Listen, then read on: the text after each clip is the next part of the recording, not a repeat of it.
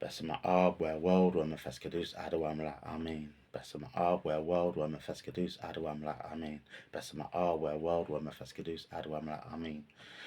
Good morning, everyone. Blessed love. Those of you that are tuning in to this, thanks for tuning in. And yeah, hopefully you're finding it interesting, this journey.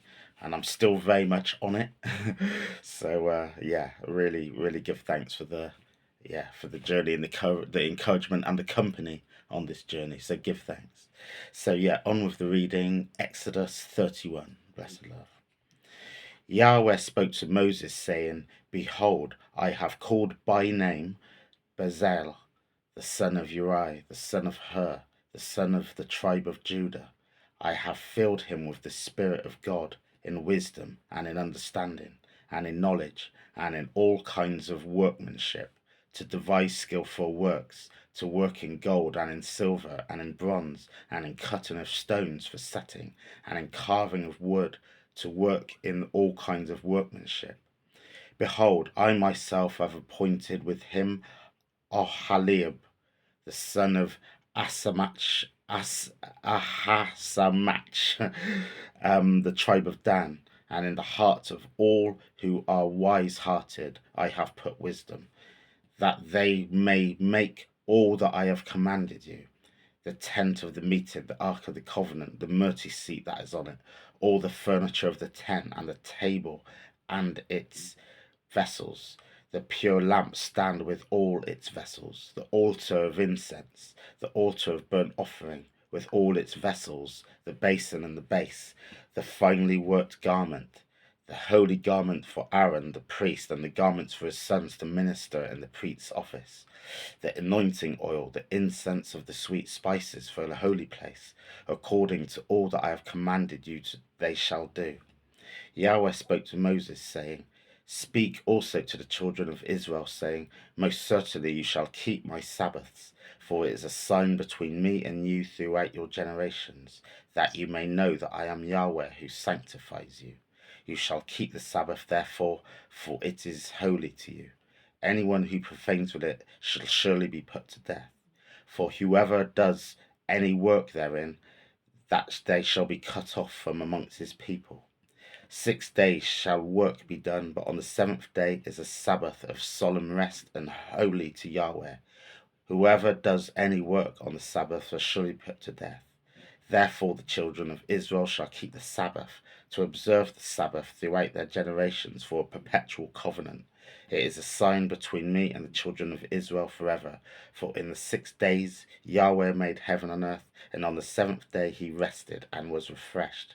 When he finished speaking with him on Mount Sinai, he gave Moses the 2 tablets of the covenant, stone tablets written with God's finger. For these few words to give thanks, blessed love. So, yeah, short chapter today. And yeah, it's interesting. It's very to the point. One is it names the master craftsman, Bezalel. So it's spelled Bezalel. Bezalel. Not easy to pronounce, or for me anyway. And then the other name that I really struggled on was uh, Ahasamach. Ahissamach.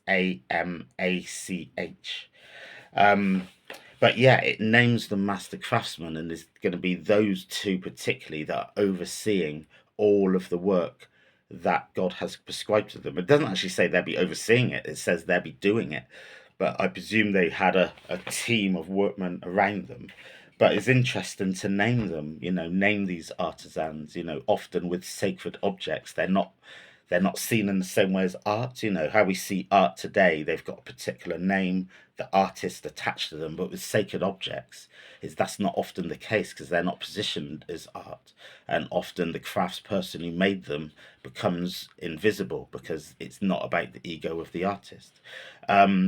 But it's interesting here that God actually personally appoints these craftsmen, and says to Moses, "This is who I've appointed because they are skilled, etc., etc." So I think that's really interesting. And then the second half goes on to talk about the Sabbath in very strong ways. We've heard about the Sabbath previously in other chapters and verses, but here it kind of reiterates it. It said, people must observe the Sabbath, and this is going to be a perpetual covenant. God produced the earth on 6 days and rested on the seventh, and he says this is what humans must also do, and set aside that day for observing rest and observing the glory of God. And it goes as far as to say that anyone who does work on that day shall be put to death, which is very strong sanction for the Sabbath. But again, it's trying to show humans to keep things in balance, and there's other things besides work, which is a good mantra for us today, where we can become complete workaholics, and emails are just 24/7 and all these kind of things. There's no longer this boundary, often for many people anyway. Not every profession is the same, but for many there's no boundary between work and personal sort of thing. It all kind of blends. So even though the sanction of death is obviously really strong, the message that you should set aside a day is very clear. It's very clear. It's interesting though that the Sabbath, beyond certain traditions, I spoke about this previously, but Judaism particularly, but also within like Rasta, the Babaites observe Sabbath very strongly.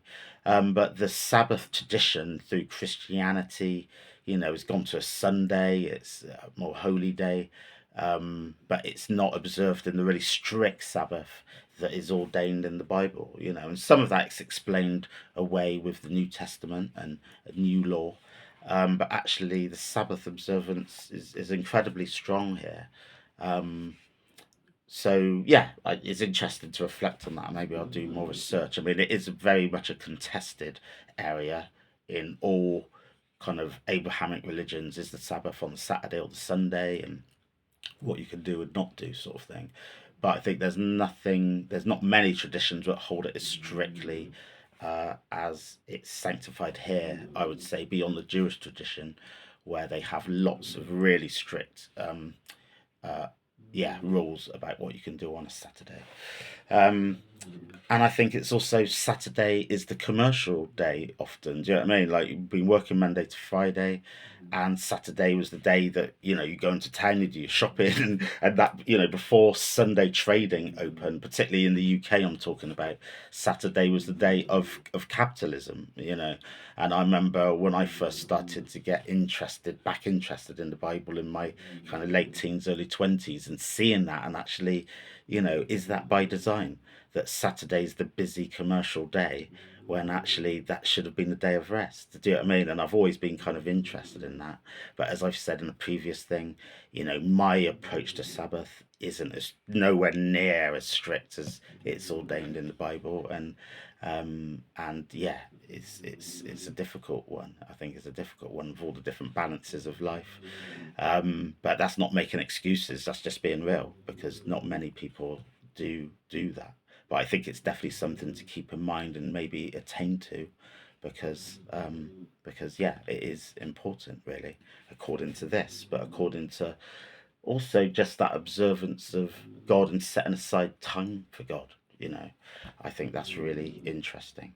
So yeah, a lot to reflect on there. Lot to reflect on a personal level, but also on a wider social level, and the evolution of religion and different kind of practices, what's been adopted, what's not been adopted, what's fallen away because it's no longer in keeping with kind of modern living.